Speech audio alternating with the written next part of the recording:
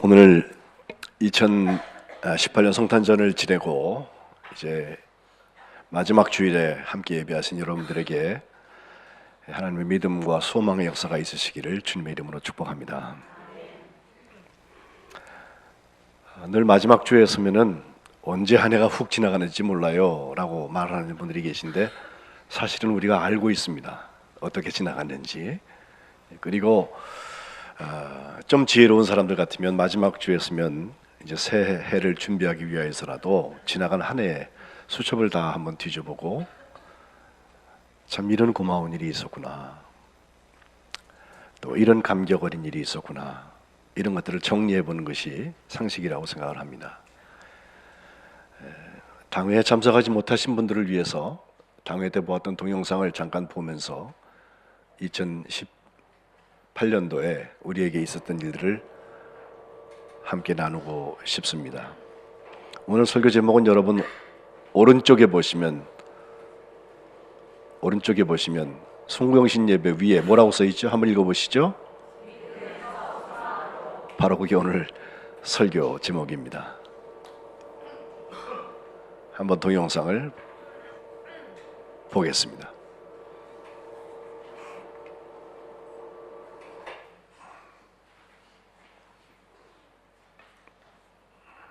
소리.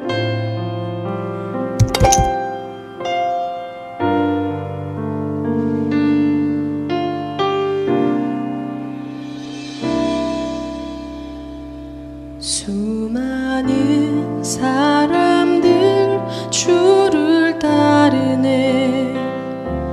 자신의 연약함 가지고 수많은 눈물의 시간 속에서 믿음으로 주를 보내. 수많은 사람들 주를 따르네. 자신의 연약함 가지고 수많은 눈물의 시간 속에서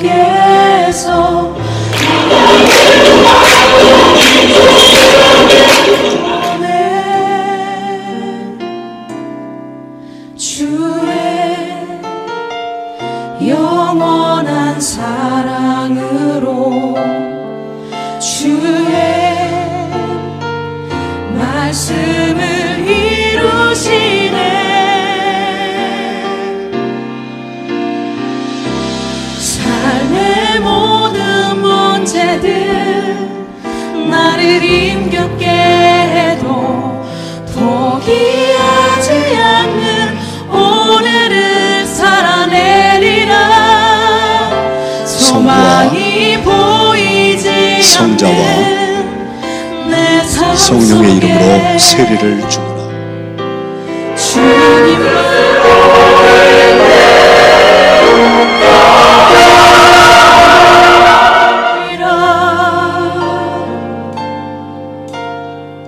내 앞에 놓여진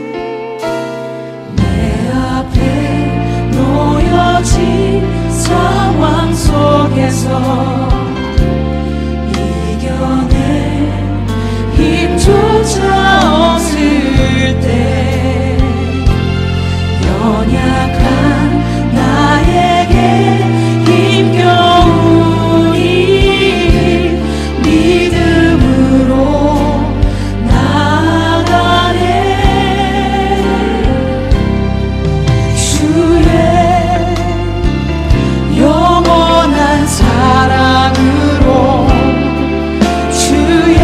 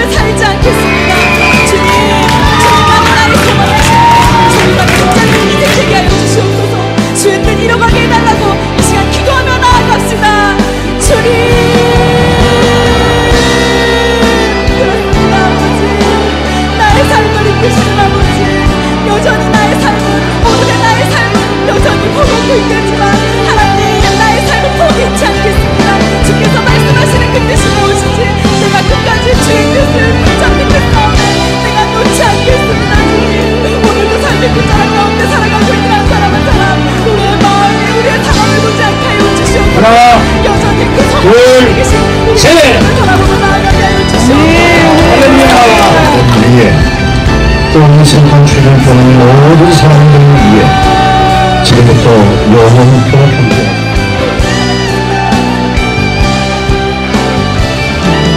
삶의 모든 문제들 나를 힘겹게 해도 포기하지 않는 오늘을 살아내리라. 소망이 보이지 않는 내 삶 속에 주님만이 소망되어 주의 뜻 이루시리라. 삶의 모든 문제들 나를 힘겹게 해도 포기하지 않는 오늘을 살아내리라. 소망이 보이지 않는 내 삶 속에 주님. 조금 긴 영상이었지만 여러분 얼굴 나와서 좋으시죠? 예. 물론 여기 안 들어와 있는 것들도 굉장히 많이 있습니다. 특별히 장례를 따로 만들어 놓았는데 하나님 나라 이사 가신 분들에 대한 얘기를 우리가 언제 기회 있으면 소망을 가지고 하려고 그래요. 근데 오늘 여러분 보신 동영상 속에서 제가 2017년에 안 하던 걸 2018년에 한 가지 두 가지가 있습니다. 하나는 사순절 때 우리가 저녁에 모여가지고 성경을 읽었어요. 기억하시죠? 한 100여 분 오셔서 같이 성경 통독을 했는데 물론 2019년도에도 계속 해나가려고 지금 계획하고 기도하고 있는데 하나님의 말씀 운동이 거기 있었고 또 다른 하나는 맨 마지막에 나오는 선교지를 품은 이야기입니다. 우리 교회 10개 지역이 선교지 하나씩을 다 품어서 선교사들을 위해서 기도하고 선교 현장의 기도 제목을 함께 나누면서 한 해를 왔는데 믿음의 결국은 곧 영혼을 구원하는 거라고 그랬잖아요. 그죠? 이런 현장을 품는 일들을 통하여서 하나님께서 영혼 구원의 역사를 우리와 그 현장에 주실 줄로 믿습니다. 그 지경이 점점 넓어졌으면 하는 생각이고 또 할 수 있으면 더 전략적으로 준비된 그래서 하나님께서 가장 귀하게 쓰시는 그런 영혼 구원의 역사가 우리에게 있었으면 하는 기도를 가지고 있는데 이것이 바로 믿음에서 소망을 향해서 넘어가는 매듭입니다. 사실 올해 우리 교회 교인들이 폭발적으로 증가한 것도 아니고 세례를 그렇게 많이 한 것도 아닙니다. 그저 평균적인 수준 아니었나 하는 생각을 하는데 제가 오늘 본문을 꼭 50주 전에 1월 첫 주일 1월 7일 날 설교했습니다. 교인이 된다는 것과 그리스도인이 된다는 것을 구분했습니다. 그 차이는 믿음에 있습니다. 그리고 오늘 본문을 나누어서 보면 그 믿음의 세 가지 성격 1년 내내 제가 설교한 거잖아요. 믿음은 변화입니다. 거듭나게 하셨다. 그래서 산 소망이 있게 하셨다.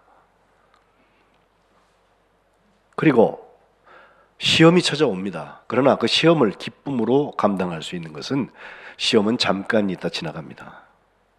시간적으로 오랜 것 같지만 그 시험을 통해서 불로 연단하여서 없어질 것 같은 금 같은 그런 시험이 되어져서 오히려 하나님께서 우리 믿음을 더욱더 성숙하게 하고 성장하게 하실 것입니다.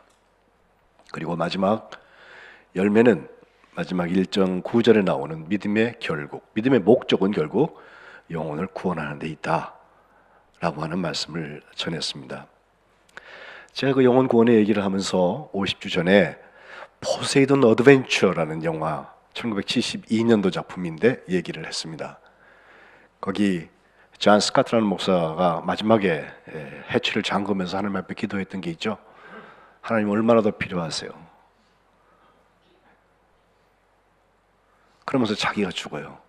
그 죽은 다음에 그때까지 쫓아오면서 맨 태클 걸고 돌아가자고 그러고 엉뚱한 소리 하고 있던 그 경찰관 출신 그 사람이 뭐 하고 있냐고 빨리 저로 지나가야지 해서 결국 그 문 뚫고 나가서 6명이 구조됐다는 영화의 이야기예요. 뭐 재난 구난 영화 중에서 아마 우리에게 고전처럼 기억되는 영화의 한 장면입니다.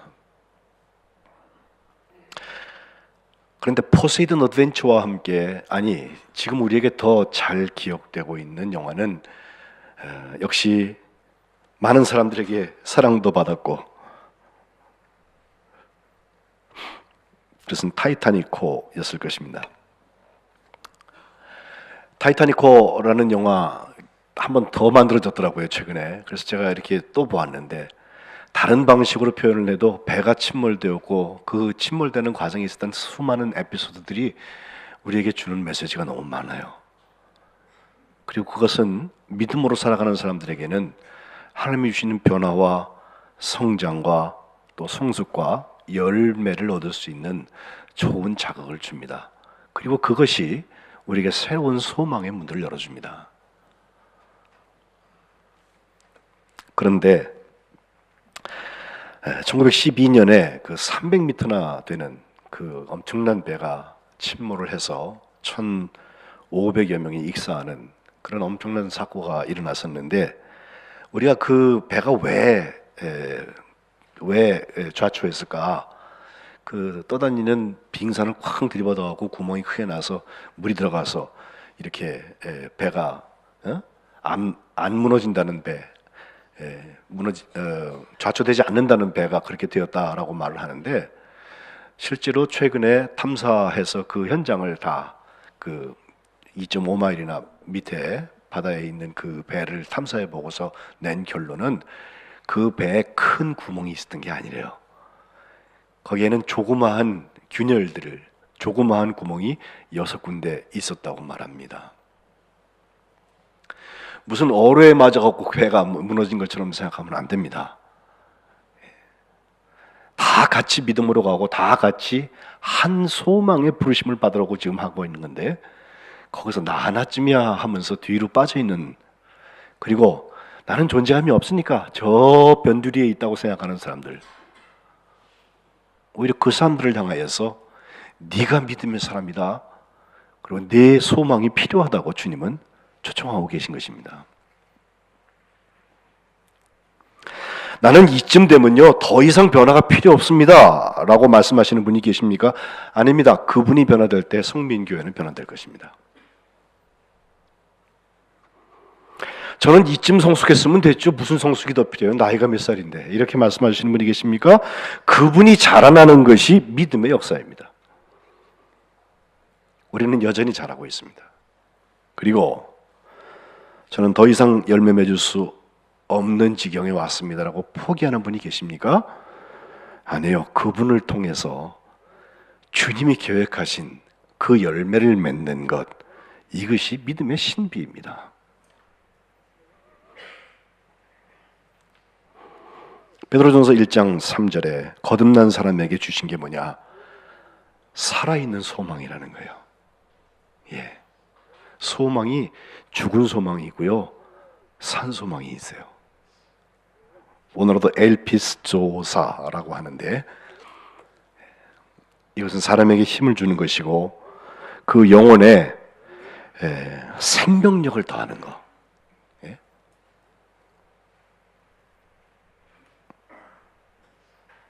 2019년 내내 이제 이 소망 가지고서 우리가 함께 감당해 나갈 텐데, 믿음은 소망의 옷을 입고 하나님의 쓰임을 받습니다. 나 혼자 믿고 구원받았습니다, 천국 갈 겁니다, 그건 기본적인 단계예요. 아주 초보적인 단계예요. 처음 예배 드리는 사람, 처음 예수님을 만난 사람이 첫사랑 때 하는 얘기예요. 그런데 우리가 믿음의 경륜을 더하고 나이테를 더하고 매듭을 자꾸 지어가면서 그 땅을 다져나가고 있다면, 우리는 하나님이 뭘 소원하시는가, 하나님의 뜻이 무엇인가, 그리고 하나님의 뜻을 우리에게 어떻게 보여주시고 어떻게 어디를 향해서 우리를 보내시는가, 이것을 함께 관심 가져야 할 것입니다. 거기에 나의 기존 지성관념, 나는 이렇게 돼야만 된다고 생각하는 것은 아무 의미가 없습니다. 성경뿐만 아니라 2000년 기독교 역사는 예수님을 만난 다음에 새로운 일기를 쓰기 시작한 사람들의 이야기로 가득 차 있습니다. 그들은 예외 없이 하나님의 소망을 품었던 사람들입니다. 이 성탄절 때가 되어서 잘 읽는 성탄 아이들이 읽는 이야기 있죠. 안젤라 엘윌 헌트라는 사람 60살이 좀 넘었는데 그분이 새 나무의 이야기라는 동화책 그림책을 썼어요. 저는 그 그림책을 읽을 때마다 은혜가 돼요. 예. 어느 산마루에 나무 세 그루가 있었어요. 예. 그림도 아주 예쁘게 그려놓았어요. 세 나무가 모두 자기 소원을 가지고 있었습니다. 나는 이 다음에 막 자라나가지고 이런 나무가 돼야지. 첫 번째 나무가 하는 말, 나는 나중에 잘 자라나가지고서 내가 정말 하고 싶은 것은 세상에 가장 귀한 보석을 담는 보석함이 될 거야 라고 말했습니다. 좋은 꿈이죠. 그릇 중에서도, 나무 그릇 중에서도 보물함이 된다는 거. 두 번째 나무는, 나는 나중에 거기서 이렇게 멀리 보니까 바다가 보이는데 거기 배들이 다니거든요. 나는 나중에 아주 든든한 전함이 되어서 거기에 아주 힘 있는 왕이 타고서 전쟁에 가서 이길 수 있도록 그렇게 쓰임 받았으면 좋겠어. 든든한 나무. 세 번째 나무는, 나 어디 가고 싶지 않아. 난 이 자리에 그냥 있고 싶은데 여기서 곱게 자라고 높이 자라나서 어디서나 나를 사람들이 볼 수 있을 뿐만 아니라 나를 보려면 위로 이렇게 봐야 되잖아. 저 위에 보면서 하늘을 보고 하나님을 바라볼 수 있는 그런 나무가 됐으면 좋겠어 라고 셋이서 자기 꿈들을 또 소원을 얘기했다는 것입니다. 어느 날 시간이 좀 지났는데 이들이 많이 자라는 다음에 벌목꾼 셋이 와가지고서 나무를 캐기 시작합니다. 첫 번째 그 나무에 와서 벌목꾼이, 야, 이거 정말 나한테 꼭 필요하고 완벽한 나무네 그러면서 막 도끼질을 해갖고 넘어뜨렸어요. 그래서 그 나무는요, 야, 이제 됐다. 나는 어디론가 그 목수한테 손에 가가지고선 그릇이 되어서 나중에 거기에 금장을 하고 아주 귀한 보석을 담아야지 라고 생각하고 있었어요. 두 번째 나무에게 와가지고서도 하는 말이, 어우, 이 나무 참 든든하게 생겼네 그러면서 벌목꾼이 또 나무에다 도끼질을 합니다. 그 나무 생각했습니다. 좋다. 나를 든든하다고 그랬으니까 틀림없이 나를 배를 만들 거야. 예? 세 번째 나무는 거기 서 있고 싶은데 이 벌목꾼이 와가지고 도끼를 들이대니까 정말 싫었어요. 난 여기 있고 싶은데. 그런데 그의 소원과 상관없이 벌목꾼은 나무를 넘어뜨리고 가지고 갑니다. 첫 번째 나무는 정말 목수에게 갔습니다.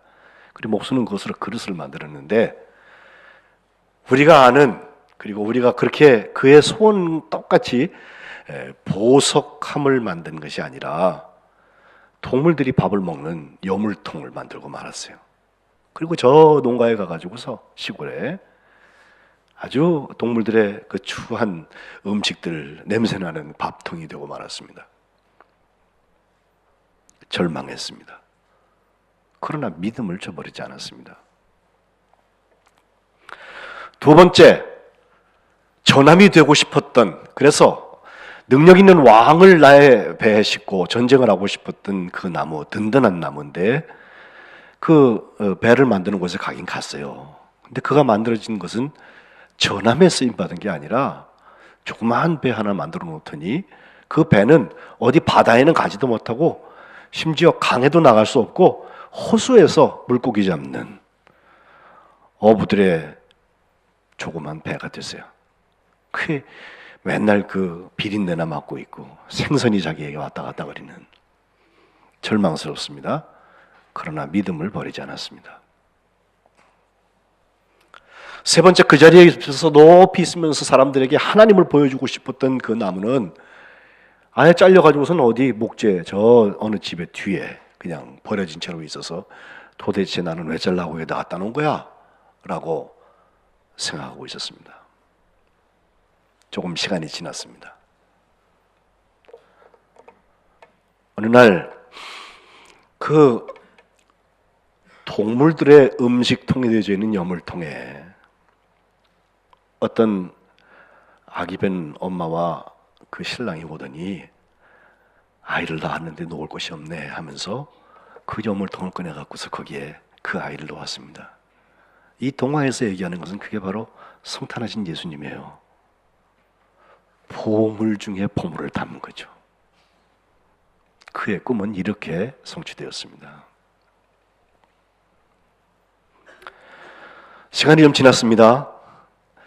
어느 날 그 어부들에 의하여서 그렇게 쓰임을 받았던 작은 배, 물고기 잡는 배가 되어갖고서 절망하고 있었을 텐데 거기에 어떤 나그네가 오셔서 몇 사람들 같이 타가지고서는 자기는 피곤했는지 퍽 쓰러져서 자더래요. 근데 하필 그 배를 타고서 호수를 건너가는데 막 광풍이 불어가지고서는 아주 위태위태하게 되었다는 거예요. 그랬더니 일행들이 빨리 좀 우리 죽게 되는데 살려달라고 그분한테 이야기를 했는데 그분이 벌떡 일어나가지고선 피스, 조용히 하라, 잠잠하라 라고 한마디 했더니 광풍이 다 꾸짖어지고 다시 평화가 왔다는 거예요.